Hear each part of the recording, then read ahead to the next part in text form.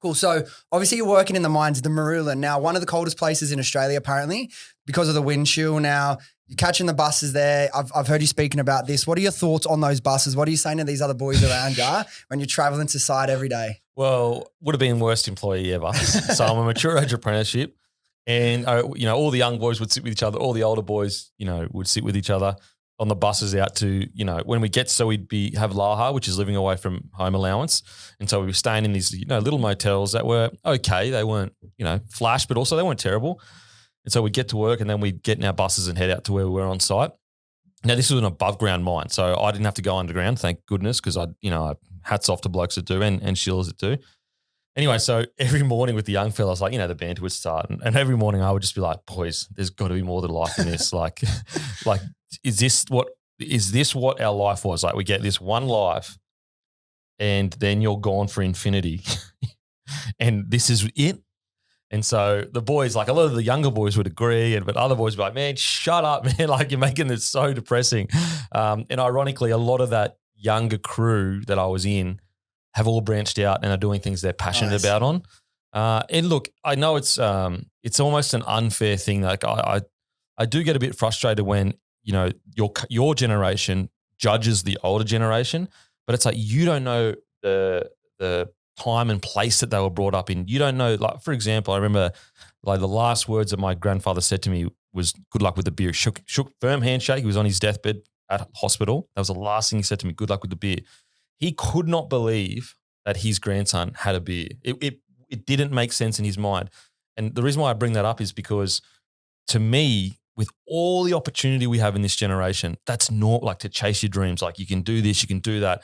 The generation before us, they didn't have that opportunity. It was wake up, go to work, and just get by.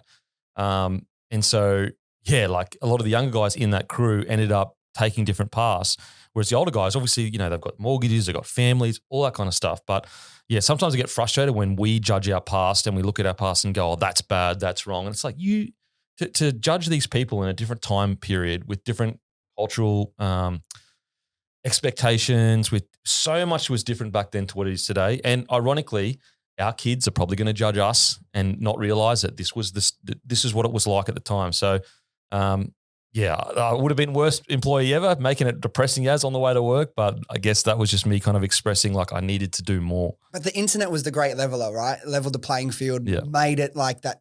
You can start a business, you don't even need any cash down at the start. It doesn't need to be buying stock. It can be starting a channel, recording it off your phone, uploading it to YouTube. There's so many ways that we're so blessed and lucky. What would you have been like? And I'm the same now. You said something in when I was doing some research, you said like, you believe you can do anything. Anything you want to do, you believe you can do.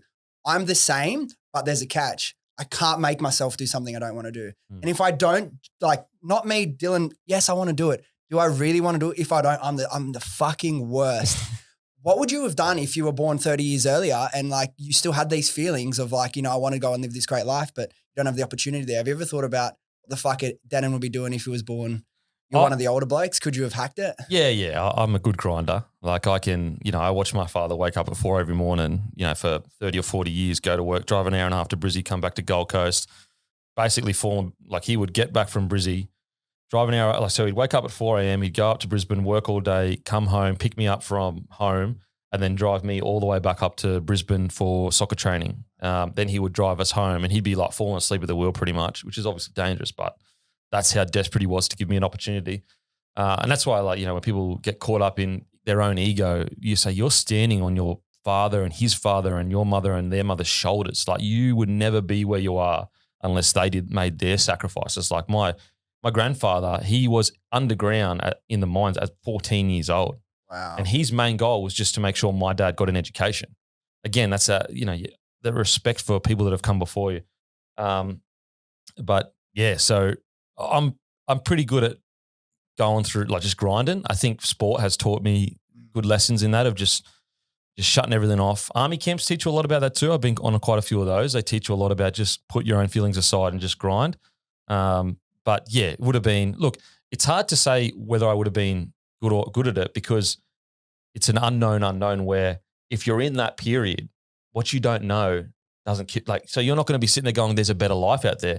You're going to sit there and start looking for things that make you happy. And you go, okay, hate my job, but when I get home, I get to see my wife and my children. And that makes me happy. Yeah. We're so shaped by our time. Like it's like a stupid hypothetical because there's no way to We're no so way to shaped know. by our time. Yeah. You know, the internet, it is the great equalizer, but it's also a big reason for people's unhappiness because they constantly look online and believe these, you know, let's say you scroll through Instagram and you see 50. You wouldn't, but let's say you see 50 images of people your age living an incredible life. You would assume day after day you go through it 50, 50, 50, 50, even though you don't see 50, 50. You would go, oh, that is the normal standard of living, but it's not. That's not real life. First of all, it's probably not real. Second of all, even if it is real, it's the internet. So it's like you're getting usually, you know, we're still connected to, you know, our evolution of 200,000 years ago. You should really only be getting whatever's in your village is That's all we can compute. That's all you can compute. And so, yeah, the internet definitely was a great equalizer. And if you use it correctly, it's a superpower.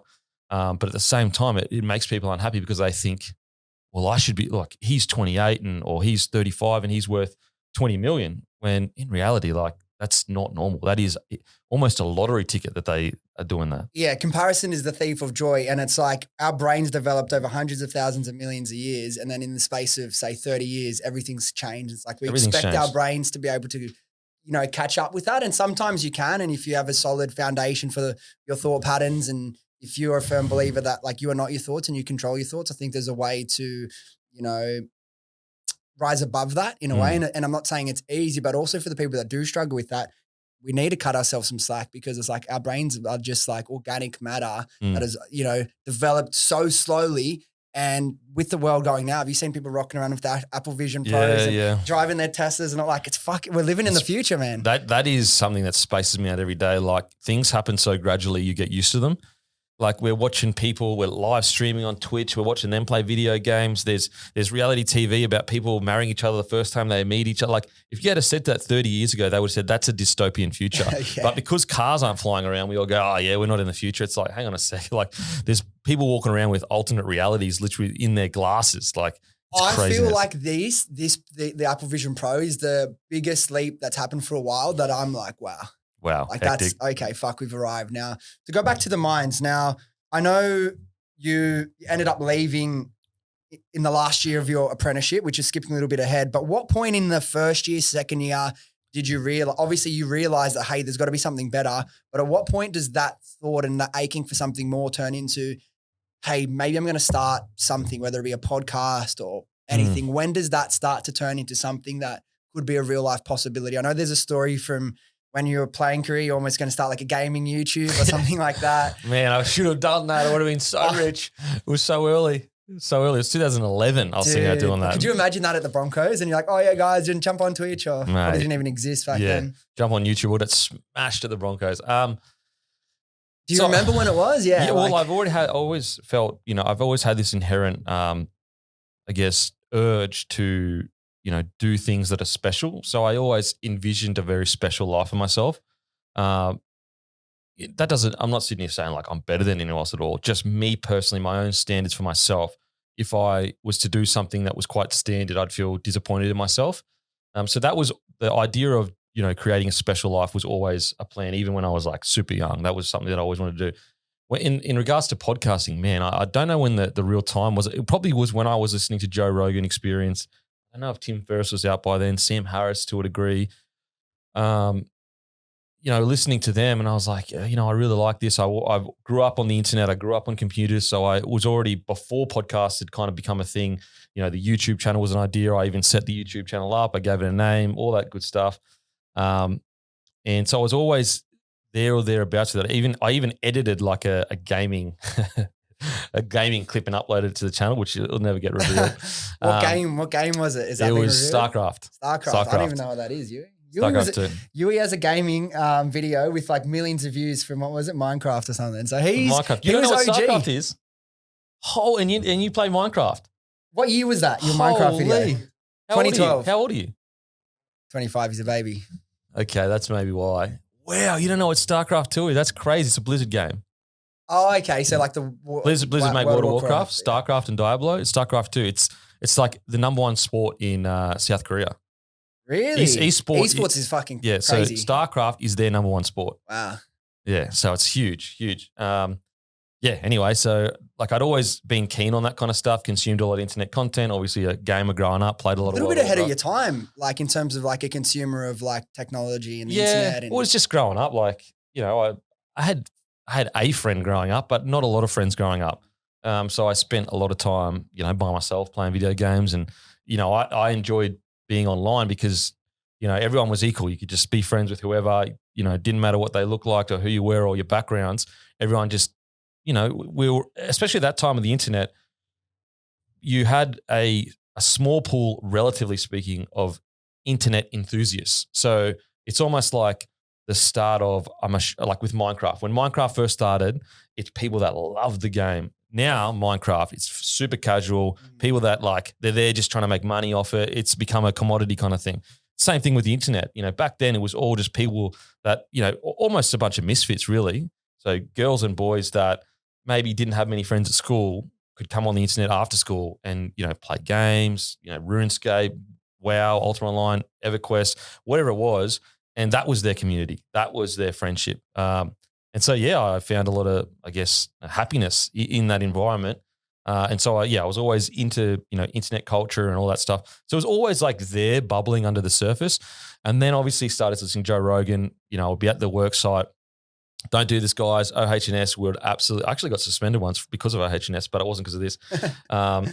So I had my hard hat on, and because it was so cold, I'd have a beanie on. And so I bought these wireless headphones and had the wireless headphones underneath my beanie. So you couldn't see that I was actually listening to stuff all day long. And they used to make me I want to be clear, I was not doing anything important. All I was doing was pulling cable and cutting cable ties, which is monotonous as anything. And when I say cutting cable ties, I'm talking like you rock up to work, the boss was really nice. The company I work for, I actually really did like. You walk up and they'll go, there's an 800 meter cable tray of cable ties, not one cut. There's like 8 per row.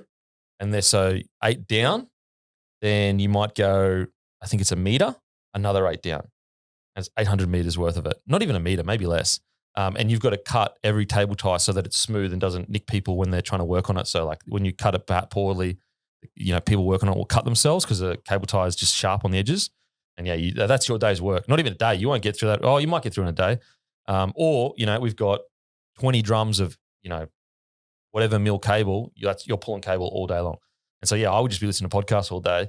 And that's when I was like, you know what, like I'd love to do this. You know, I've always been really interested in people's stories. I'm a firm believer that it's always like weaked me out. Like when you're walking through the street and you just like walk past just a random person, you'll never see them again. They won't even register on your memory. And that person, every feeling, everything you've ever gone through, they went through it too. And then everyone around you, it's the same as well. It's like this crazy like trees everywhere of just lives lived, and we kind of just brush past each other like it's nothing. Like, and you're so focused on yourself, you think that it's like you think you're in the Truman Show. It's all about you. You think you're sitting there going, "Oh man, my life's been so crazy. All this crazy stuff's happened to me." Crazy stuff's happened to everyone. Like, granted, there's levels for sure. Some people have good lives, some people have bad lives, but every single person has a story. It's just whether they're willing to sit down and, like, for example, sometimes you might get someone on a podcast and it will be very vanilla, cookie cutter. And it's not that they don't have a story. They're just not comfortable enough to say that story to the internet right now. Everyone does. I promise you, if you sat them down, a few beers deep, maybe day 2, I don't know, they'll tell you a pretty incredible story.